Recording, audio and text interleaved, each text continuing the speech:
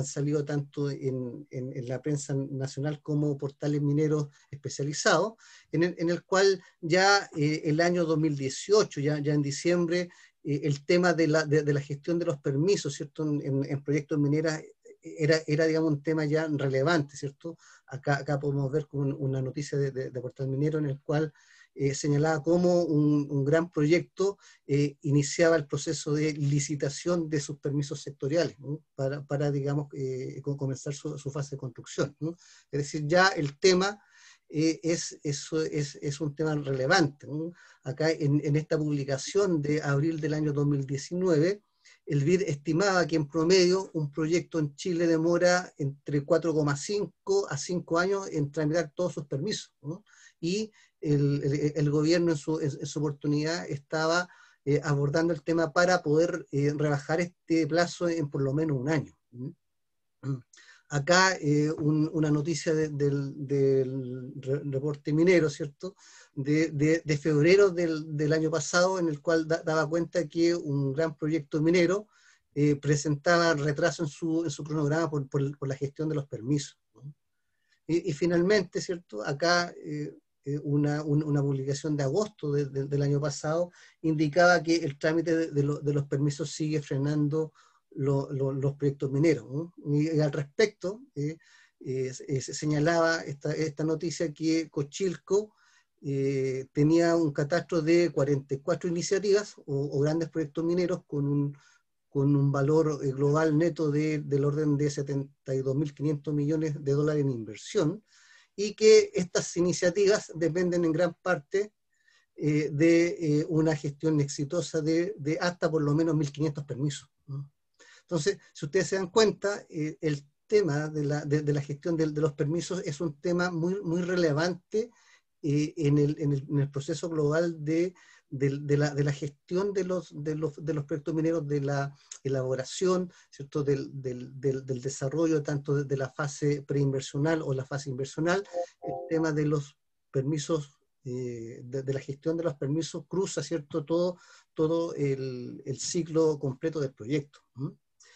Bien, unos pequeños conceptos, ¿cierto? Para poder señalar qué es lo que entendemos nosotros por permisos. Y los permisos son establecidos por múltiples normativas, dependiendo de la actividad económica y del sector industrial que se trate, en el cual tienen como objetivo proteger el medio ambiente, proteger el patrimonio cultural, recursos naturales, proteger a la comunidad muchas veces, proteger la salud de la población, gestionar riesgos y también hacerse cargo de los temas sanitarios ambientales, ¿cierto? Entre otros tópicos, ¿no? Y lo otro que quiero comentarles es que el año 2017 el Ministerio de Minería hizo un catastro de todos los permisos y obligaciones normativas vigentes a la fecha que pudiesen ser potencialmente aplicables a un proyecto minero. Es decir, este catastro indicó que en total hay 229 tipos de permisos y obligaciones normativas que potencialmente un proyecto de desarrollo minero tiene que tramitar y gestionar. De estas 229 obligaciones normativas, 191 corresponden a permisos, tenemos 18 tipos de aviso, 16 distintos certificados y 4 autorizaciones. Si nos vamos al detalle global, ¿cierto? Y analizamos estos 229 permisos en el ámbito de cuáles son los permisos con contenido ambiental y cuáles no, de contenido netamente sectorial, del total del catastro tenemos 150 permisos que tienen un contenido ambiental o, digamos, presentan partes de sus antecedentes como contenidos ambientales, ¿no? Y nos damos cuenta que de este universo de 159 permisos, del orden del 50% de estos permisos hay que tramitarlos o ante la Seremi de Salud, que son los permisos ambientales sanitarios, o ante el CERNEFEMIN, que son los permisos sectoriales mineros que el proyecto tiene que tramitar. También, ¿cierto? La DGA también tiene 14 permisos. Hay 13 tipos de permisos que tienen que ser tramitados ante las distintas municipalidades del país, 10 permisos ante CONAF, 5 permisos ante el SAC, 2 permisos ante el Servicio de Evaluación Ambiental, que es la evaluación ambiental del proyecto a través de una guía o una, perdón, a través de un estudio o una declaración de impacto ambiental, y también tenemos 3 permisos asociados a la Superintendencia del Medio Ambiente.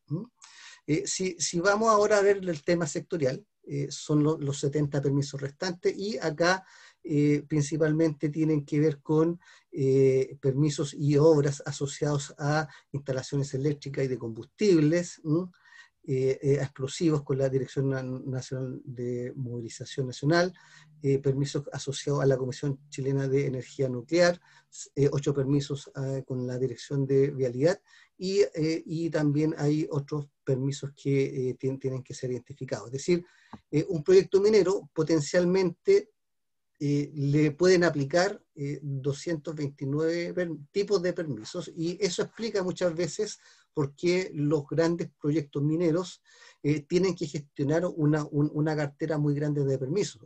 He tenido la suerte de conocer planes maestros de grandes proyectos mineros, ¿cierto?, en el cual su cartera de permisos a gestionar, ¿cierto?, en la fase de construcción son del orden de 250, 300, 350 permisos, y eso se debe a que, por ejemplo, si es que un proyecto tiene varias instalaciones de faena, ¿cierto?, y estas instalaciones de faena tienen plantas de tratamiento de agua servida, ¿cierto?, o sitios de manejo de residuos industriales peligrosos, ¿cierto?, por cada una de ellas tienen que tramitar los permisos correspondientes. Entonces, estos potenciales 229 permisos se pueden multiplicar fácilmente dependiendo de la complejidad de un proyecto por 2, por 3 o incluso más. Bien, si es que hablamos un poco ahora de la naturaleza de los permisos, los tipos de permisos ambientales, hay de 2 tipos, que son los netamente ambientales y los que son permisos mixtos. Acá en este cuadro, esta figura me gusta mucho porque muestra el universo de la normativa nacional vigente, y acá tenemos el universo de la normativa ambiental, y en este cuadro tenemos el universo de los permisos ambientales sectoriales.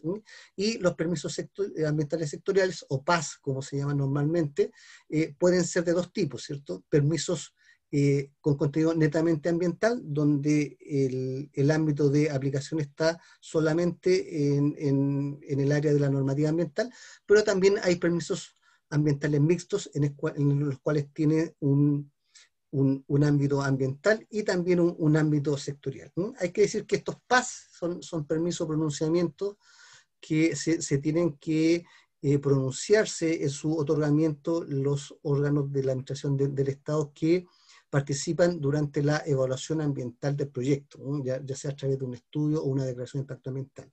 Y por lo tanto, estos PAS, por lo menos su parte ambiental, se tramita en el marco de la evaluación ambiental del proyecto, ¿no? Y por otro lado, después, posteriormente, cuando ya el proyecto obtiene su RCA, entramos al mundo de los permisos sectoriales, y en estos permisos sectoriales normalmente se tramitan cuando el proyecto pasa a su fase inversional, ¿no? Y de acuerdo a esta figura, ¿cierto?, el ámbito de los permisos sectoriales está en la normativa sectorial nacional. Bien, si es que nosotros analizamos un proyecto minero desde el punto de vista de sus entradas, sus procesos y sus salidas, vamos a ver que en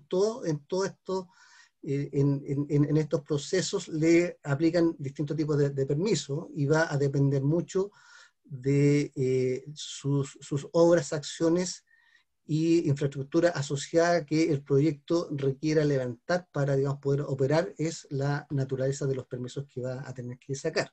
Así, por ejemplo, si el proyecto requiere energía, que es un recurso energético, lo más probable es que el proyecto tenga que hacer declaraciones e inscripciones de instalaciones eléctricas ante la SEC. Si es que hablamos de los insumos, el proyecto, si es que va a manejar reactivos, ¿cierto?, va a tener que pedir autorizaciones, ¿cierto?, para sus bodegas de almacenamiento de sustancias peligrosas. Si es que requiere manejo de combustibles, va a tener que inscribir estos estanques o estaciones de combustible, y cada uno de ellos va a ser un permiso distinto que va a tener que tramitar ante la autoridad sectorial correspondiente. Si el proyecto también requiere instalación de faena, ¿cierto?, y casino, comedores, también van a tener que tramitar las autorizaciones correspondientes, ¿no? Si lo vemos desde el punto de vista de la línea de los procesos productivos, acá indudablemente que la naturaleza y tipo de permisos van a estar asociados a la naturaleza del proyecto minero. Si es un proyecto, por ejemplo, con un método de explotación a cielo abierto, el proyecto va a tener que tramitar, ¿cierto?, su método de explotación, va a tener que dar aviso de inicio y término de faena, va a tener que diseñar, elaborar y presentar al CERNAGEOMIN los reglamentos correspondientes al cargueo y transporte de minerales estériles, va a tener que presentar a tramitación los reglamentos de explosivos, perforación y tronaduras, va a tener que autorizar los polvorines, etc. Ahora, si estamos hablando de un proyecto subterráneo también, va a tener que tramitar el método de explotación, el aviso de inicio de término de faena, el almacenamiento y manejo de combustible, tanto en superficie como al interior de la mina, los reglamentos de fortificación, proyectos de ventilación, electrificación, etc. Si el proyecto, por ejemplo, tiene contemplado una planta de beneficio de mineral, entonces también vamos a tener que tramitar el proyecto de la planta de beneficio, aprobar la instalación de fuentes de tercera categoría si la planta va a instalar equipo con fuentes nucleares.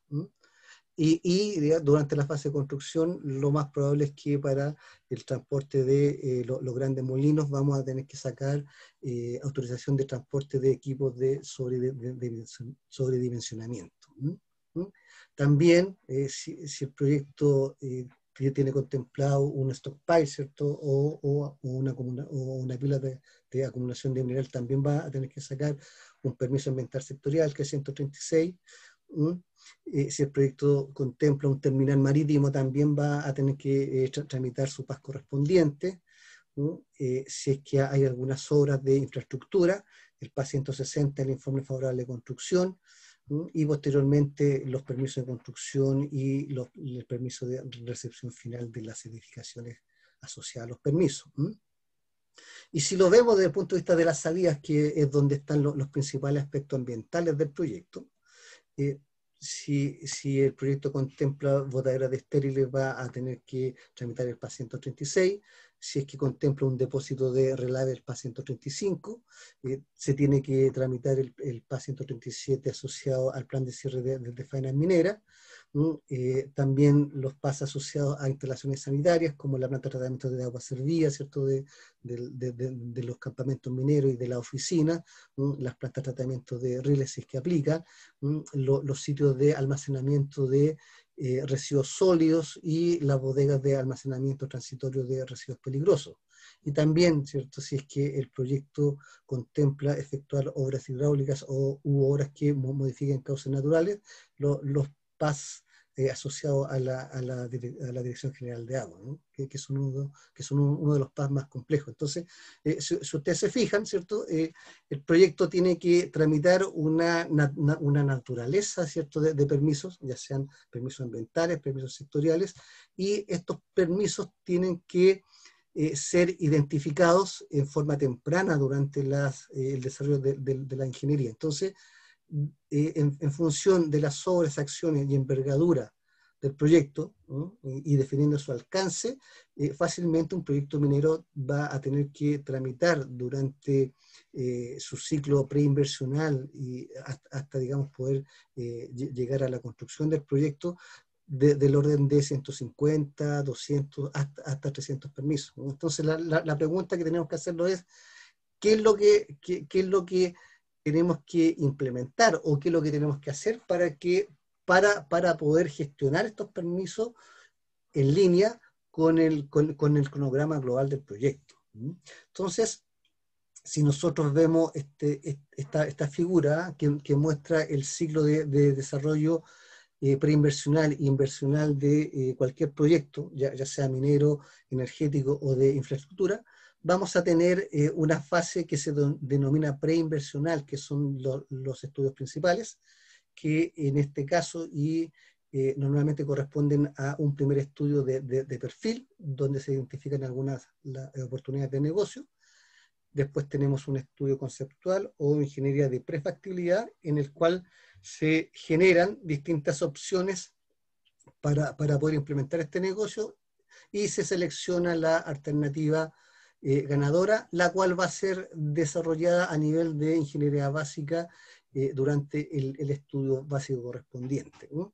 Y conceptualmente, ¿cierto? En la mayoría de los casos que me ha tocado a mí participar, la fase preinversional de los proyectos mineros terminan con el hito de la obtención de la resolución de calificación ambiental favorable al proyecto. Entonces, una vez teniendo esta resolución, el proyecto, digamos, gestiona los fondos de inversión para entrar derechamente a la fase de ejecución del proyecto, la cual contempla el desarrollo de la ingeniería de detalles, los procesos de abastecimiento y adquisiciones, y posteriormente la construcción, preparación minera, montaje de la planta de beneficio y su puesta en marcha si es que aplica.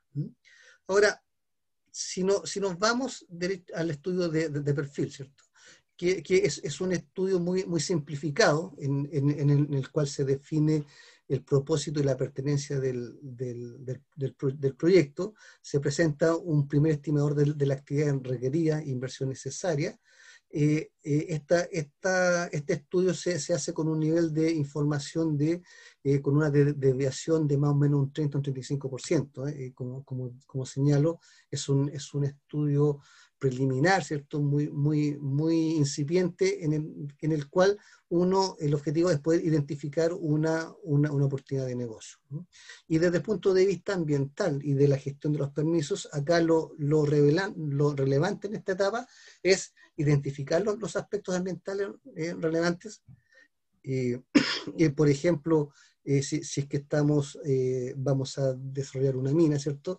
Definir si puede ser una mina a cielo abierto o una mina subterránea. Entonces, en función de eso, los aspectos ambientales relevantes va a ser o generación de material particulado por explotación de polvo, por tornadura, ¿cierto? O si es que estamos hablando de una mina subterránea, a lo mejor los temas ambientales relevantes van a ser con el manejo del agua ácida, ¿no? Entonces, pero solamente identificar a nivel conceptual, ¿no? Y cuando pasamos ya al estudio conceptual, es decir, donde estamos generando las distintas alternativas que vamos a estudiar y vamos a seleccionar la alternativa ganadora, acá para cada alternativa uno tiene que desarrollarla técnicamente, con los temas mineros, económicamente con la rentabilización de la inversión, y desde el punto de vista ambiental, ¿no? Acá cada alternativa tiene que identificar claramente cuáles son sus aspectos ambientales significativos y cuáles son sus medidas de control. Y muy importante para cada alternativa es poder definir el plan maestro de permisos, en el cual incluye, ¿cierto?, todos los permisos, tanto ambientales y sectoriales, que esta alternativa va a tener que tramitar, ¿no?, para que el proyecto pueda concretarse, y el cronograma o el tiempo estimado para poder obtener todo el programa de permisos, ¿no?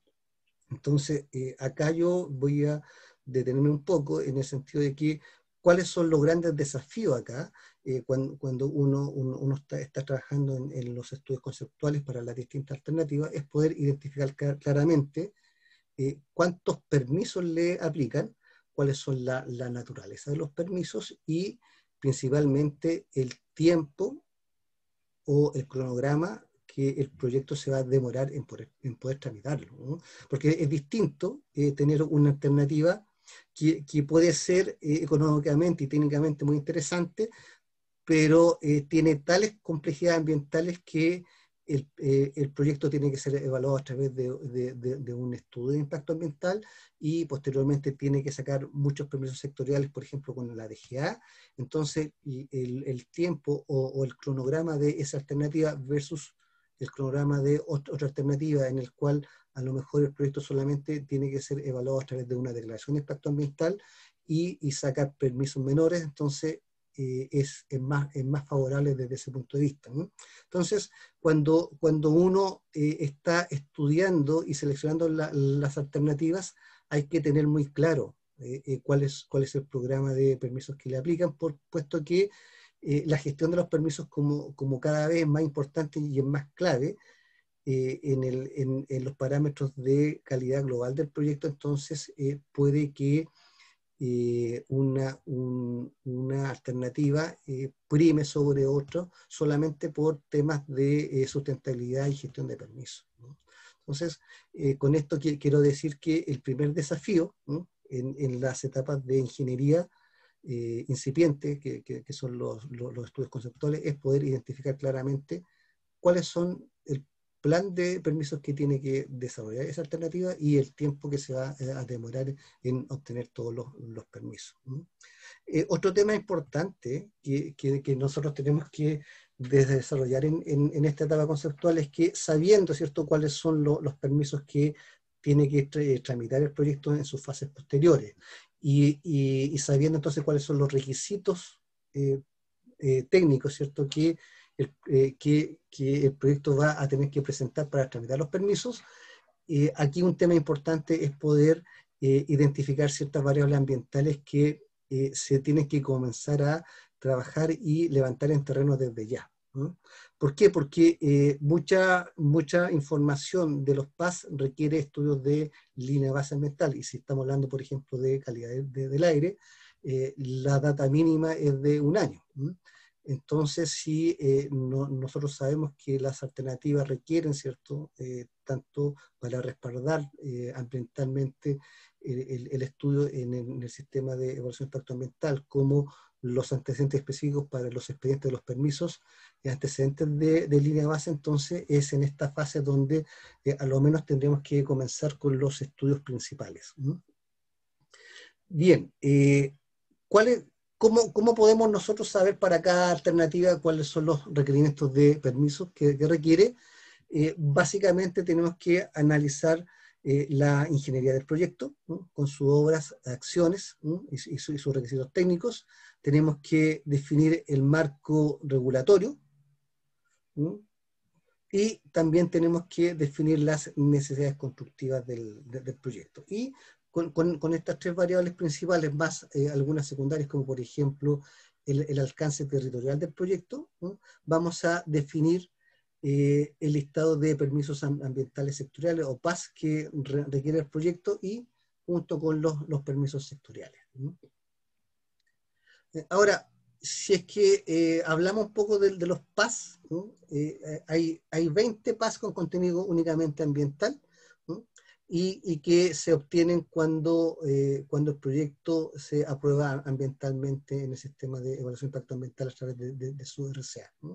Y de los 20 PAS que existen, los más comunes en proyectos mineros tienen que ver con el permiso para instalar un terminal marítimo y de cañerías para el transporte de sustancias contaminantes, y 3 permisos asociados a la ejecución de labores mineras en lugares que tienen ciertas singularidades o características ambientales específicas, como por ejemplo parques nacionales, labores mineras que se hagan en lugares que hayan sido declarados de interés histórico científico, o en sitios donde se hayan alumbrado aguas subterráneas, ¿no?, en terrenos particulares, ¿no?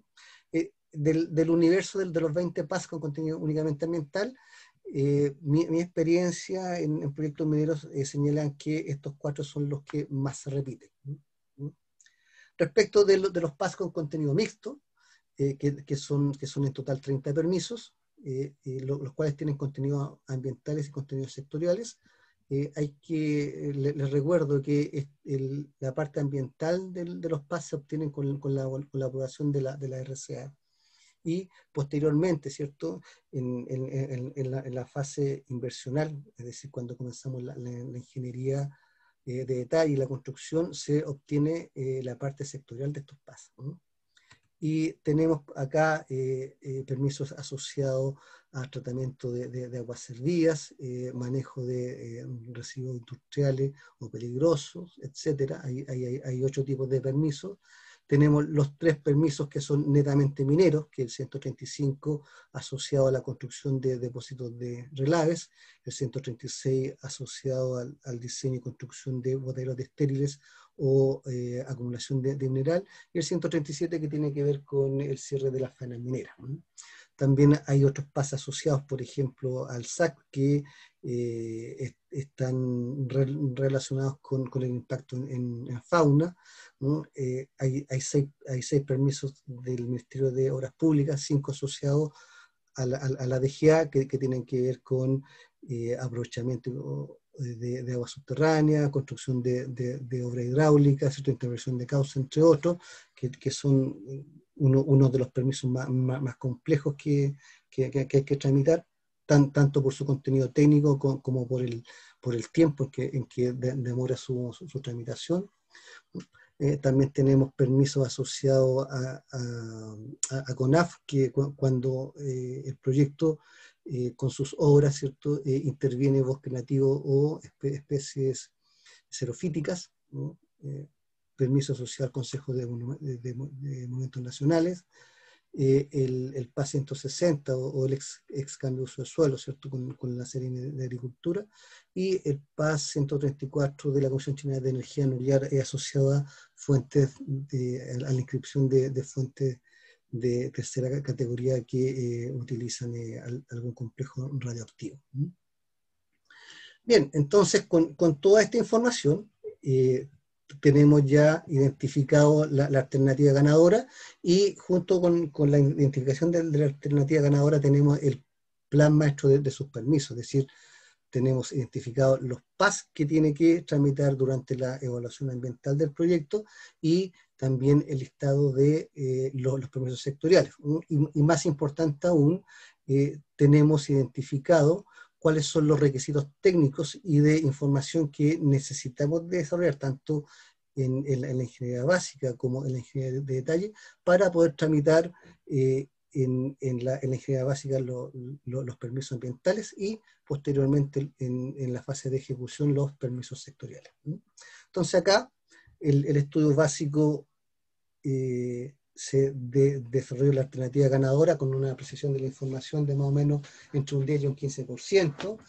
Se desarrolla técnicamente el proyecto minero, se rentabiliza la inversión, y desde el punto de vista de la gestión ambiental y de los permisos, el proyecto ingresa a tramitación en el sistema de evaluación de impacto ambiental, y puede hacerlo a través de un estudio o una declaración de impacto ambiental.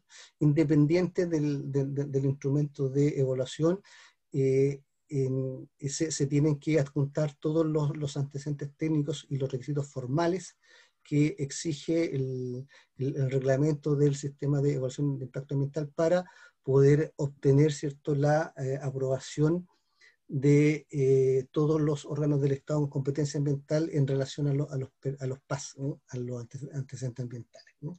Y cuando ya obtenemos, ¿cierto?, la aprobación ambiental del proyecto con la RCA favorable, obtenemos la parte ambiental de los PAS, y estamos ya en condiciones de comenzar con la fase inversional del proyecto.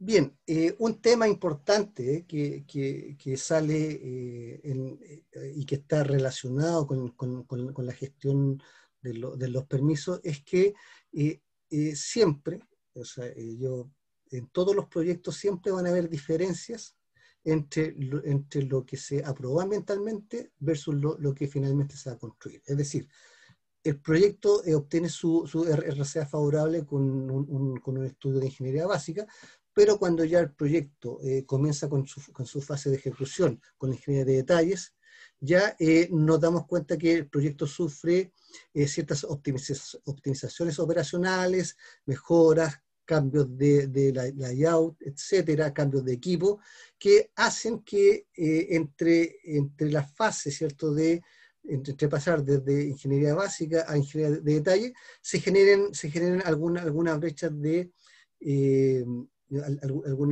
algunas brechas que tienen que ver con lo que efectivamente el proyecto tiene aprobado en su RCA versus lo que efectivamente vamos a construir. Entonces, esas brechas pueden significar que el proyecto requiera, ¿cierto?, parar ciertas obras que están contempladas en su fase de ejecución, porque requiere presentar una nueva declaración de impacto ambiental para poder tener la nueva autorización ambiental del proyecto modificado, ¿no? Entonces acá, desde el punto de vista de la ingeniería básica y la fase de ejecución, cuando pasamos, ¿cierto?, de la fase preinversional a la fase inversional, un tema relevante acá tiene que ver con la decisión de cuándo vamos a ingresar a evaluación ambiental del proyecto, ¿no?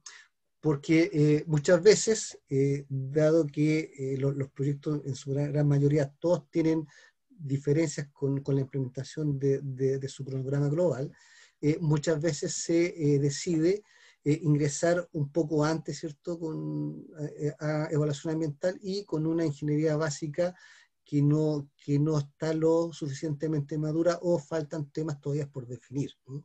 Entonces, mi recomendación y la experiencia de las buenas prácticas es que para poder asegurar que estas brechas, ¿no?, entre lo aprobado por la RCA versus lo que efectivamente se está construyendo sean mínimas, es que idealmente la declaración o el estudio de impacto ambiental tenga una ingeniería de respaldo de ingeniería básica de por lo menos un 75% de avance. Es decir, sobre un 70% de avance ya el proyecto está bastante definido con cierta certeza podemos esperar que lo que se aprobó en su RCA sea lo que efectivamente se va a construir, ¿no? No obstante, siempre van a haber distintos cambios menores, ¿cierto? Optimizaciones, cambios de layout, etcétera, de emplazamiento, que va a generar que tengamos que gestionar durante la fase de ejecución del proyecto, específicamente en ingeniería de detalles, y en la fase de construcción, estas brechas, estos cambios a través de análisis de pertinencia y consultas de pertinencia, ¿no?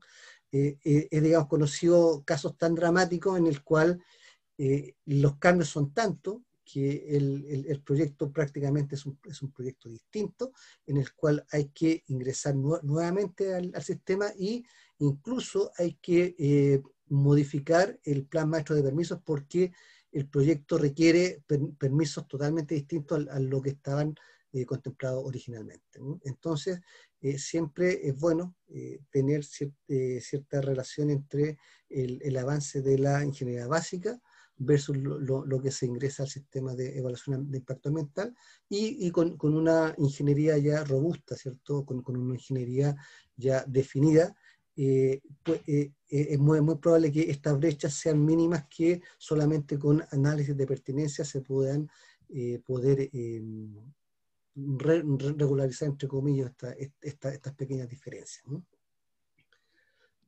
Bien, finalmente ya un detalle acá respecto de los permisos que se tienen que tramitar en ingeniería básica, ¿ah? que son los PAS en el sistema de evaluación de impacto ambiental, y cuando entramos a ingeniería de detalle, tenemos que comenzar a desarrollar los antecedentes para los expedientes técnicos para tramitar los antecedentes sectoriales de los PAS obtenidos acá, de los PAS mixtos. Es decir, el permiso 135, 136, 137 ante el Senagiomin, ya vamos a tener que comenzar a gestionar los PAS sectoriales, como los permisos del método de explotación de la mina, la planta de beneficio, las instalaciones de combustible explosivo, manuales de seguridad, los temas sanitarios, manejo de residuos industriales y peligrosos, impactos sobre flora y fauna, planes de manejo forestal, etcétera, los permisos ante la DGA por intervención de cauces, ¿cierto?, u obras hidráulicas, ante la Dirección de Obras Municipales vamos a tener que ingresar a tramitación los antecedentes de los permisos de edificación, y ante la autoridad sanitaria los proyectos para operar las plantas de tratamiento de agua servida y plantas de tratamiento de residuos industriales líquidos, entre otros permisos. Estos, digamos, son generalmente los más comunes. Y ya una vez obtenidos estos permisos, ya podemos comenzar con la construcción del proyecto, en la cual, si es que tenemos permisos de edificación, vamos a tener que tramitar ante las municipalidades respectivas los permisos de recepción final de estas obras.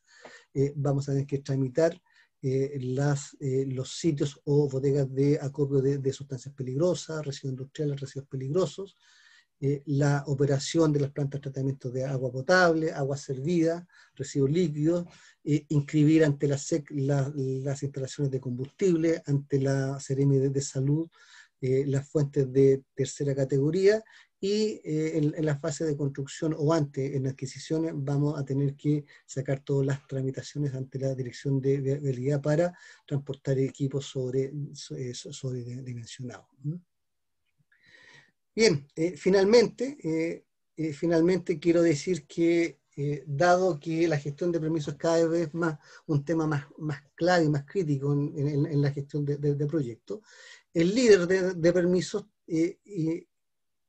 tiene cada vez más importancia y más relevancia dentro de la organización global de la dirección de proyectos, ¿no?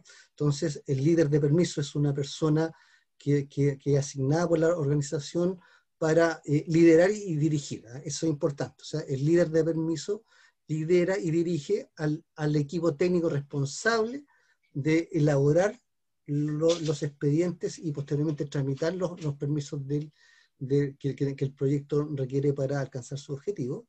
Y dada la relevancia y criticidad que tiene para el proyecto la adecuada gestión del plan maestro de permisos, el rol del líder de permisos se torna cada vez más crítico y estratégico.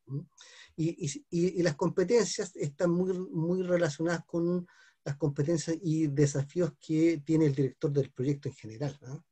Según el PMBOK, ¿cierto?, un líder en gestión de permisos tiene que tener los conocimientos y habilidades técnicas, ¿cierto?, ¿no?, para poder gestionar el plan maestro en su conjunto de permisos, ¿no? Tiene que tener liderazgo, tiene que tener conocimiento, habilidades interpersonales, ¿cierto?, habilidades blandas que le permiten guiar, motivar y dirigir al equipo de permisos tanto internamente como hacer nexo con los otros equipos de las distintas disciplinas, ya sea minera, eléctrico, piper, etcétera, porque indudablemente el líder de permisos tiene que estar presente, ¿cierto?, en la toma de decisiones que tienen las otras áreas de la ingeniería, puesto que un cambio, ¿cierto?, en un trazado de un reladucto, un cambio en el layout de una planta de beneficio de mineral, indudablemente va a tener un impacto sobre el programa de permisos, ¿cierto? Y finalmente también tiene que tener una estrategia de negocio en el cual tiene que tener conocimiento y pericia para digamos, poder visualizar en forma un poco más global, ¿cierto?, cómo, digamos, cómo el proyecto se está involucrando o es parte de un programa de negocios de la minera un poco más grande. Y finalmente, ¿cierto?, acá voy a cerrar con esta lámina que en el fondo resumen toda la estrategia de gestión de permisos, tanto para la fase preinversional y inversional. Muchas gracias por su atención. Encantado poder compartir esta pequeña charla y quedo atento a sus preguntas y a sus comentarios.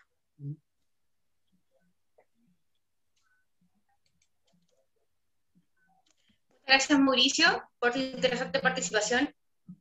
Te pido que te quedes presente porque luego vamos a hacer el panel de preguntas Estaba muy interesante la conversación conversatorio que tuviste con nosotros. ¿Me escuchó? Sí, me escucho, Sí, te genial. escucho, sí, Está muy, perfectamente. muy interesante. De parte estaba revisando en el chat y nos llegaron varias preguntas. Después de la intervención de Javiera, vamos a hacer el panel de preguntas y luego de eso yo voy a leer las preguntas para ver si nos puedes contestar lo que alcanzar a recopilar en el chat. ¿Te parece? Ningún problema, ningún problema. Ya, genial. Entonces, Javiera, te dejo para que puedas hacer la última intervención y luego de eso hacer el panel de preguntas. Contigo, Javiera. Ya, súper. Gracias, Sofi. Gracias, Mauricio, por la interesante presentación. Jorge, ¿me puedes, por favor, permitir compartir pantalla? Un segundo, un segundo. Sí, está listo. Ya, vamos a tener la misma dinámica. Las chicas del equipo van a poner un link en la cual tienen que entrar para responder la siguiente pregunta. ¿Cree que el actual escenario normativo y el proceso de tramitación de los servicios públicos favorece el adecuado sistema de gestión de permisos? Bueno, como dije, en el link está en el chat para que vayan a responder, por mientras voy a ver si han contestado por ahora.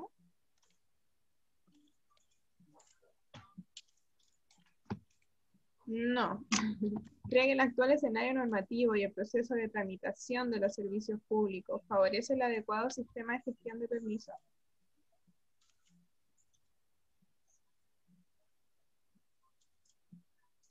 A través del link. Muy complejo y poco práctico. Muy interesante. Solo si se simplifica. Muy bien. Falta integridad en el desarrollo. El sistema de gestión carece de parámetros. Interesante que pudieran después profundizar qué parámetros. Los servicios no se han actualizado a los requerimientos actuales. Muy burocrático. No, debido a la demora que esta conlleva, también es poco pragmático.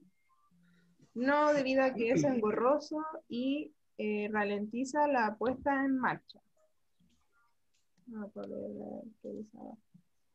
Ahí sí, de los proyectos. Obviamente que no, pero también depende de la empresa y su relacionamiento comunitario con la comunidad, con la comuna. No, falta seguimiento al cumplimiento de las normativas. En general, toda tramitación actual en el país no es muy buena, no tan solo en el ámbito minero, sino a nivel general. Muy buena respuesta. Es bueno, pero hay mucho desconocimiento. Es igual, es un buen punto. Bueno, para seguir muchas gracias a todos por su respuesta. Ahora voy a continuar para que Sofía lea las preguntas y Mauricio pueda responderlas. Muchas gracias. Perfecto, Javiera, muchas gracias. Ya, entonces damos paso al panel de preguntas. Ya anoté todas las preguntas que nos llegaron hasta el momento. Mauricio, ¿estás conectado? ¿Sí? Sí. ¿Me escuchas? Ya, genial. Ya, voy a empezar a leer. Mira, una de Álvaro Gómez dice, el PAS 135, ¿dónde se puede tener acceso al contenido mínimo que exige y cuánto se demora aproximadamente? Eso te pregunta Álvaro Gómez. Ya, mira, respecto de los contenidos técnicos y formales de los PAS, eso está en el reglamento, en el Decreto Supremo 40, que es el reglamento del sistema de evaluación de impacto ambiental. También el Servicio de Evaluación Ambiental ha publicado varias guías específicas para estos permisos, en las cuales tú las puedes bajar desde su página web, y ahí hay varias guías para poder presentar, ¿cierto?, los permisos del 160, los permisos de la DGA también tienen, digamos, guías específicas. Entonces hay bastante información disponible para, digamos, poder ver cuáles son los contenidos técnicos y formales, ¿no? O sea, una cosa son los contenidos técnicos y formales que están establecidos en los distintos artículos de los reglamentos del sistema de evaluación de impacto ambiental, pero también el SEA ha publicado algunas guías técnicas para algunos permisos que son más complejos, que digamos también sirve como orientación para los titulares de los proyectos.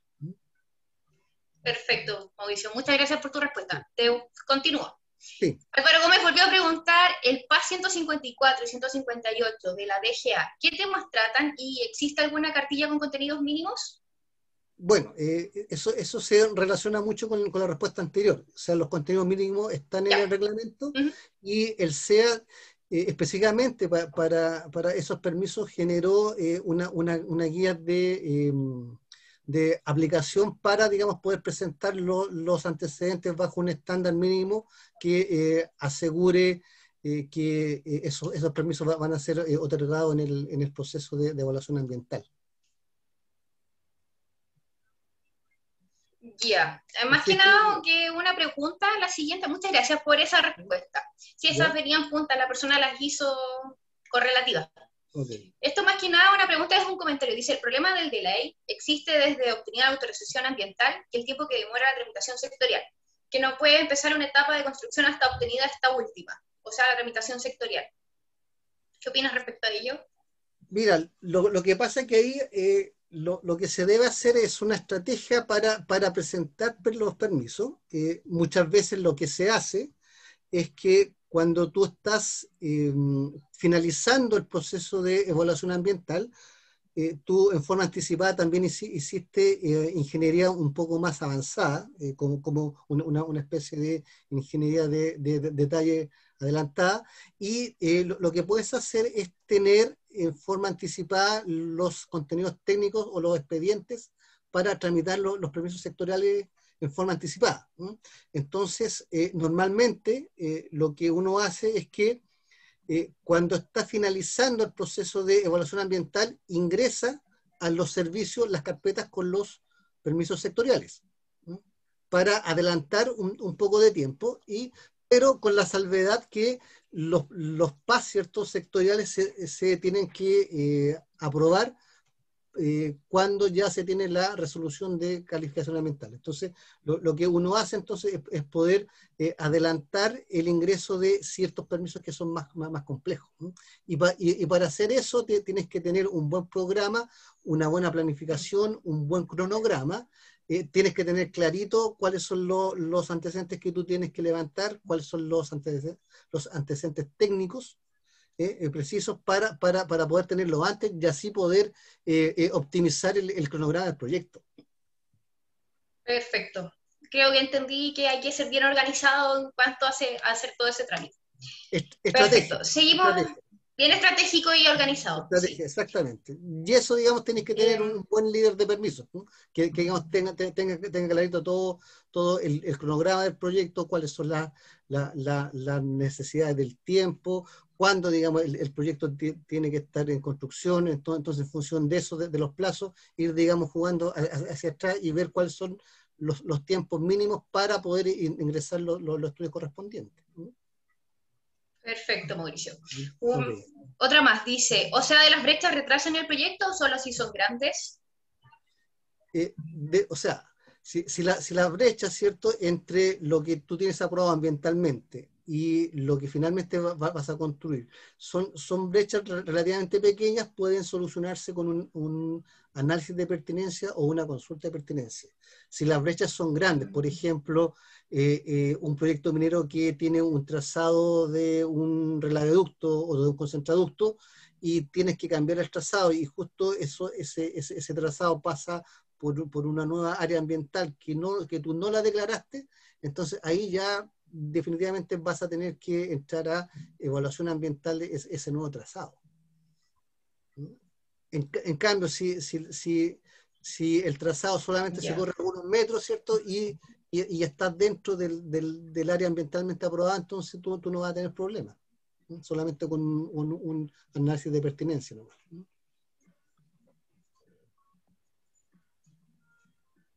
Perfecto. Chicos, recuerden que vamos a abrir el micrófono para que si tienen otras preguntas, las puedan hacer a través del micrófono. Ok.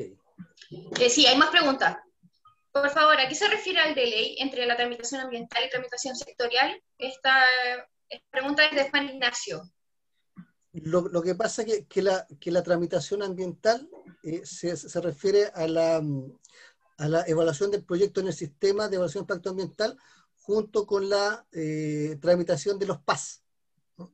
Y cuando ya obtenemos la RCA, pasamos, ¿cierto?, a tramitar en forma sectorial, tanto la parte sectorial de los PAS, más los permisos netamente sectoriales.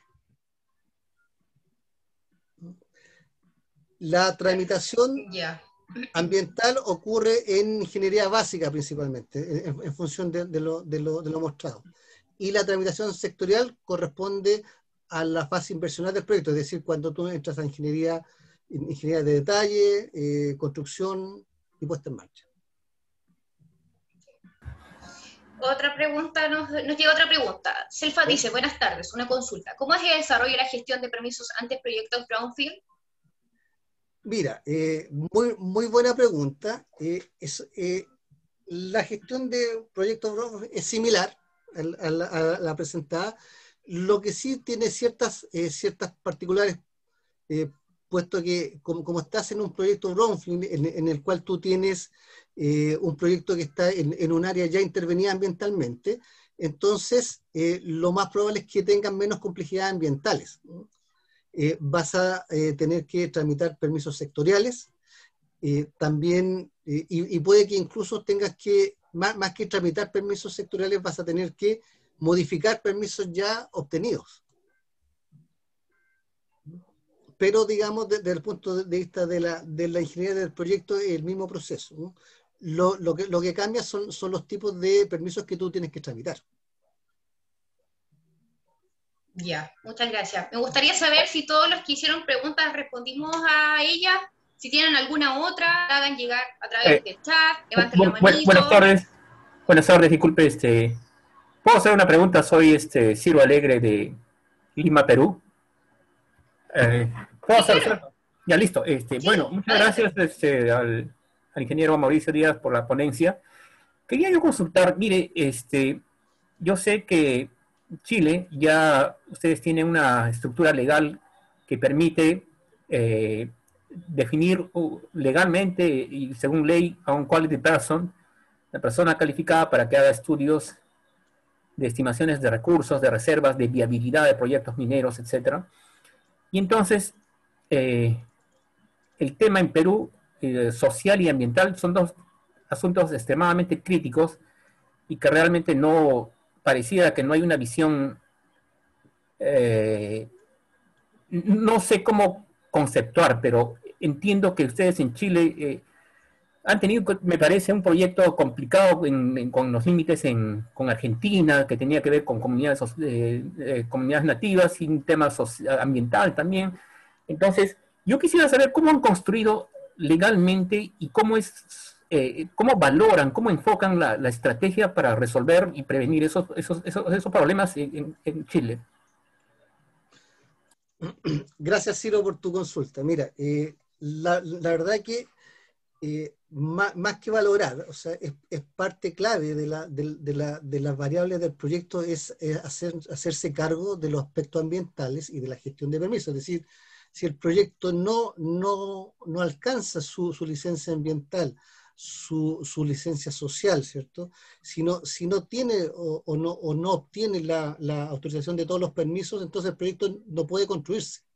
Entonces, ¿qué mejor valor para el proyecto? Es que tiene que hacerse cargo desde un inicio, ¿cierto? Con las ingenierías tempranas, de todos los aspectos comunitarios, ambientales, legales, cumplimiento legal, gestión de permisos, porque si no el proyecto no va a ser viable. Entonces, ¿qué más aliciante que ese? Ahora, claro, sí, por supuesto, solamente un comentario. Entonces, ¿qué ocurre? Por ejemplo, yo tenía la idea de que, claro, como en Chile ya tienen un organismo que da el respaldo a profesionales chilenos y también de otros países que entiendo que cumplen con la norma, un quality person. En cambio, en Perú no tenemos eso. Y entonces se trata de hacer el mejor esfuerzo, según entiendo, pero yo veo que ¿cuál es el mensaje? ¿Es porque la estructura legal ya está definida y ustedes tienen una estructura legal que está totalmente regulada y simple y llanamente se cumple y se acabó el tema? ¿Y ustedes creen que es ese vacío el que nos falta aquí en Perú? ¿O cuál es la percepción? Porque cuando uno ve la gravedad de estos temas, esto nosotros lo vemos cada 15 días, ¿no? Cualquier operación minera en 15 días se está parando. Y bueno, Mira, es un comentario que de repente se me va, pero valgan verdades, ¿no? sí, mira, solamente complementar tu comentario, Ciro, en el sentido que efectivamente tú tienes razón. O sea, en Chile hay un programa de calificación profesional para competencia minera, ¿ah? Pero no existe todavía este programa específico para los que son gestores de permiso, ¿no? Creo yo que a lo mejor en el corto plazo pudiese ser una buena instancia, pero solamente hay profesionales calificados para estimar recursos y reservas, ¿no? Pero sería interesante, yo creo, poder, digamos, tener profesionales calificados, digamos, para hacer gestión en permiso o también gestión en sustentabilidad y en medio ambiente, ¿no? Y respecto de la realidad en Perú, creo que en Chile y en cualquier parte del mundo, o sea, si cualquier proyecto, ¿cierto?, hace mal las cosas, no cumple normativas, genera impactos, ¿cierto?, ambientales no previstos o no controla su impacto, en el país que sea, el proyecto va a ser cerrado, ¿no?, clausurado. Como, digamos, tenemos acá el caso de Chile del proyecto Pascualama que tú señalaste, que está Exacto. en el límite con la frontera entre Chile y Argentina. Pasco Lama, exacto, cierto. Perfecto, Mauricio, muchas Ya. gracias por los alcances. Muchas gracias, Ciro, Sí. por tu intervención. Sofía, tengo ah, Dime. no, iba a hacer una pregunta a Mauricio también, aprovechando el comentario que hizo Ciro, que me pareció bien interesante. Primero, felicitarte, Mauricio, por la claridad de la presentación. Creo que muchas personas aquí en el webinar quedamos bastante claros con muchos conceptos que mencionaste. Quería aprovechar de mencionar otro aspecto también que se me pasó al principio de la presentación, que es en base a la red Minería Verde. O sea, la red Minería Verde no es que no quiera minería, o sea, la red Minería Verde quiere apoyar a la minería para que se desarrolle de forma más sustentable y más sostenible. Ese es un punto que quería precisar. En relación a mi pregunta, yo te quería consultar cómo tú proyectas la gran minería en Chile, o sea, desde el punto de vista de los permisos. No, quiero olvidarme como de la gran minería y llevarlo a la mega minería que tenemos en Chile, que es un aspecto bien interesante en comparación a los otros países. O ¿Cómo sea, tú ves el futuro? ¿Se proyectan proyectos Codelco a 80 años, 100 años? ¿Hasta cuándo la montaña nos va a sostener este tipo de megaproyectos? Y con eso yo termino y te felicito, Mauricio. a ver, respecto de los grandes proyectos mineros, o sea, los informes de Cochilco señalan que hay, las grandes mineras tienen recursos y reservas para los próximos 20, 30, 40, incluso 50 años. Si el tema es cómo vamos a sacar esos recursos, ¿no? Claro. Bajo qué proyecto, y respecto del futuro de los grandes proyectos mineros, van a ser cada vez más desafiantes, ¿no? Van a ser proyectos más complejos, con un escenario social muy distinto que el que había hace 5 años, por ejemplo. Va a ser cada vez más dinámico. El tema de la gestión de los permisos también cada vez es más complejo, ¿no? Por lo tanto, van a ser proyectos muy desafiantes desde el punto de vista de la gestión tanto técnica, tanto ambiental, como también de la parte de la gestión de los permisos y de la gestión comunitaria. Cada vez van a ser más complejos. Claro. Te agradezco, Mauricio, por tu respuesta. Y te vuelvo a repetir, muy clara la presentación y nada, te felicito. Gracias, Fernando. Muchas gracias, Fernando, por tu intervención. Ya seguimos leyendo las preguntas.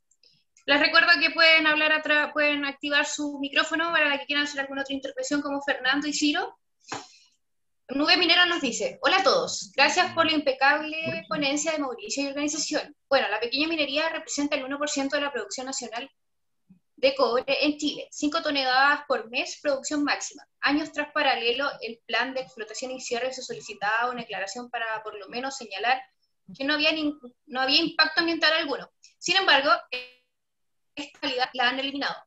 Este segmento de la minería es sostenible. 60 kilotoneladas de mineral extraído al año no impactan ambientalmente en Chile. ¿Qué opina usted, don Mauricio? O sea, toda actividad minera genera impacto, ¿no? Lo que pasa es que grandes proyectos mineros tienen grandes aspectos ambientales, por lo tanto tienen grandes desafíos ambientales.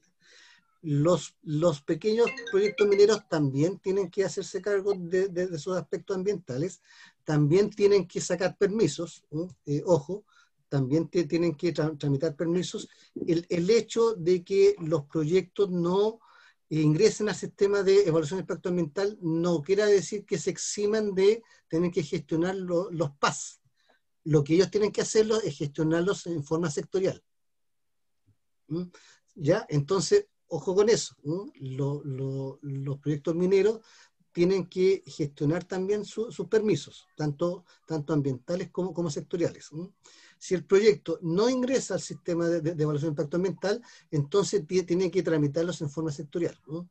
Por ejemplo, ¿no? Por ejemplo, si el proyecto tiene un pequeño campamento minero con una planta de tratamiento de agua servida, claro, el proyecto no ingresó al sistema, es decir, no sacó el PAS 138, pero igual tiene que acercarse a la Seremi de Salud correspondiente para tramitar el proyecto en forma sectorial. ¿Ya? Perfecto. Ya nos llegaron muchos más. Muchas gracias también por la respuesta anterior, don Mauricio. ¿Cómo asumir el desafío permisológico considerando la excesiva judicialización una vez obtenida la RCA?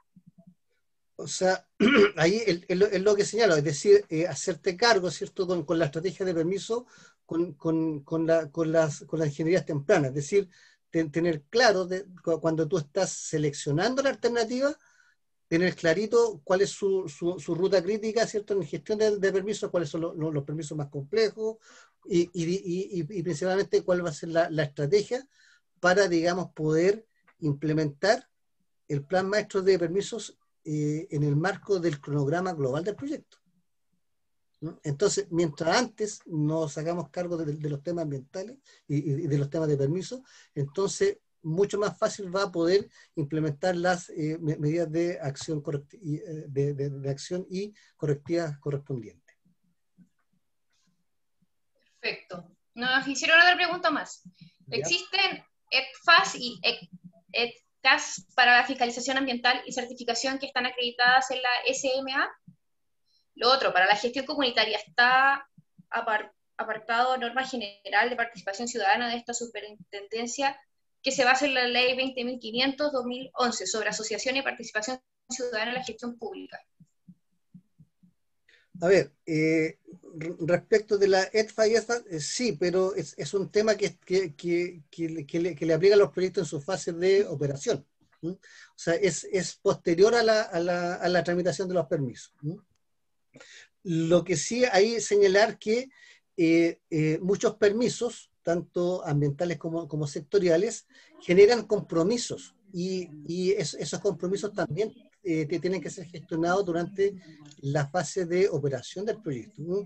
Por ejemplo, si tú instalas un estanque de combustible, el estanque de combustible cada cierto tiempo vas a tener que hacer ciertos estudios de hermeticidad para saber si es que el estanque está, digamos, en condiciones óptimas para seguir almacenando combustible. Entonces, una cosa es la obtención y tramitación, perdón, una cosa es la tramitación y obtención de los permisos, pero después en la fase de operación del proyecto hay que hacerse cargo de todos los cumplimientos que significan, ¿cierto?, obtener esos permisos. Es decir, cuando el cliente, perdón, cuando el ejecutor del proyecto le entrega al cliente, ¿cierto?, el proyecto, junto con los planos, con los antecedentes técnicos, manuales, etcétera, también le entrega una carpeta especial con todos los permisos que el proyecto tuvo que tramitar y sacar las autorizaciones correspondientes. Y también un documento muy importante para el cliente es la identificación de todos los compromisos que salieron de la tramitación de los permisos, que el titular del proyecto va a tener que hacerse cargo durante la fase de operación y cierre del proyecto. ¿Alguna otra pregunta que...? ¿Sí? Disculpe. Sofía. ¿Sí? ¿Quieres hacer una intervención, Cintia? Mauricio. Sí, adelante. Quiero preguntarle a Mauricio por el tema que él decía de hacerse cargo durante el proceso de uso y cierre del proyecto. Me gustaría saber, ¿eso es de uso público? ¿Cualquier persona pudiera identificar cuáles son las acciones que tiene que tomar la empresa que está haciendo esto? Por ejemplo, yo le preguntaba recién, nosotros en nuestra área tenemos una minera que tiene un concentraducto que pasa por distintas localidades, de hecho pasa por las calles principales de las localidades. Entonces, ahí, ¿qué pasaría con el estudio de impacto ambiental? Porque ellos han prometido muchas veces levantar el concentraducto, ¿y eso es posible? A ver, dos cosas de tu comentario. O sea, el proyecto ya está operando, por lo que veo. ¿Cierto? Sí, está operando, lleva muchos años. Por lo tanto, en teoría, si es que el proyecto procesa más de 5.000 toneladas mensuales de mineral, debió haber ingresado al sistema de evaluación de impacto ambiental y tener su resolución de calificación ambiental correspondiente. A no ser que sea un proyecto anterior a la ley, o sea, anterior al año 94. Ahora, si el proyecto tiene su RCA, entonces el proyecto está aprobado y debe hacerse cargo ahora de el cumplimiento de los compromisos que salen de esa resolución de calificación ambiental y también de los compromisos que salen de los permisos sectoriales que el proyecto tuvo que tramitar en su oportunidad. Eso, digamos, por un lado. Ahora, el proyecto, o sea, por ley no te exige que tú tengas que dar cuenta en forma específica sobre la gestión de tus permisos, sobre la gestión de tus aspectos ambientales, pero sí es una buena práctica, y casi todas las empresas lo hacen, es que generan un reporte de sustentabilidad anual donde dan cuenta, ¿cierto? Y entregan información a la comunidad sobre su desempeño ambiental. Eso, digamos, por un lado. Ahora, yo he conocido ciertos proyectos que, por ejemplo, tienen como compromisos en su RCA que instalen un monitoreo en línea, y ese monitoreo en línea tiene que estar asociado a una página web con un link en el cual cualquier persona puede acceder a esa página web y ver los resultados del monitoreo. Incluso me tocó a mí participar en un proyecto en la tercera región, en la cual el proyecto tenía que instalar cámaras sobre su planta, y esas cámaras, digamos, estaban en línea y cualquier vecino de la localidad podía acceder y ver cómo estaba operando la planta. Pero eso, digamos, son compromisos específicos que salen a través de la evaluación ambiental y específicamente a través de la participación ciudadana. Perfecto. Sofía, Max por acá. Hola, Max. Ya, te doy el ¿Escuchas? pase. Muchas gracias, Mauricio. Te agradecemos por tu participación. Excelente. A nombre de Red Minería Verde vamos a tratar de hacer llegar un certificado que acredite tu participación con nuestro logo para que lo puedas mostrar en LinkedIn. Muchas gracias. Te doy el paso, Max. Ya, hola, ¿cómo están? Buenas tardes. Max Tapio por acá. Yo soy el fundador, digamos, de la red, y tratamos con los muchachos que empezamos este proyecto de motivar a los demás jóvenes que se han integrado. Ya este proyecto vamos a cumplir un año ahora en febrero, entonces estamos muy contentos. Se ha integrado mucha gente nueva, con mucha energía, mucha motivación. Hemos conocido a muchos profesionales excelentes en este periodo. Felicitar a Mauricio por la impecable presentación. La verdad es que los conceptos, como dijo Fernando, los explicó de muy buena manera. Creo que más adelante vamos a hacer otra especie de trabajo con Mauricio, ya lo conversamos en algún momento, así que hay que prepararse y estar atentos para ese nuevo proyecto que tenemos, y pedirles el apoyo para con nosotros, ¿cierto? En todas estas cosas que nosotros hacemos, webinar, vamos a estar haciendo más cosas. Entonces, la idea es crecer, compartir conocimiento y generar comunidad. Así que les agradezco que hayan participado acá. y esperamos verlos en otra ocasión. Muchas gracias a todos. Gracias a todos, encantado de poder compartir con ustedes. Vale, muchas Y gracias. para fin, Muchas gracias. Muchas sí, gracias. Vale, Mauricio, Sofía. muchas gracias por tu tiempo, por tu dedicación, porque demandó harto tiempo esto, reunirse con nosotros para poder organizar todo esto. Estamos en contacto. Los que lo quieran seguir en LinkedIn, síganlo, porque es una persona muy importante del rubro.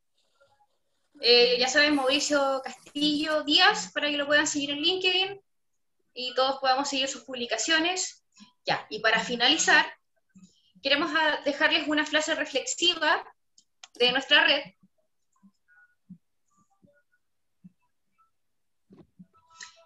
Plantear nuevas preguntas, nuevas posibilidades, considerar los viejos problemas desde un nuevo ángulo, requiere imaginación creativa y marca un avance real en la ciencia. Esta frase fue escrita por Albert Einstein. Esta frase la escogimos porque nos representa como red. Vale, vale, muchas gracias, Sofía. Gracias. Sí, de todas maneras, esta nueva siempre se contrapone de repente las visiones que creen que no necesariamente implica beneficio económico, pero paradigmas como la economía circular demuestran que sí son para aportar valor y darle más oportunidades a esta minería y a este proyecto que en el fondo es un negocio, pero que se puede hacer de mejor manera, de todas formas, y sacarle incluso más valor. Así que muchas gracias a los aquí presentes. Tomando lo que dice Jorge y lo que dice Max, y bueno, y lo que han dicho todos los colegas, es una gran oportunidad no solamente para la red, sino para el país como tal. O sea, yo creo que estamos a puerta, estamos viviendo una época de cambios climáticos, de nueva energía. Entonces yo creo que hay una oportunidad grande para intentar modificar un poco siquiera la forma de operar hoy en día.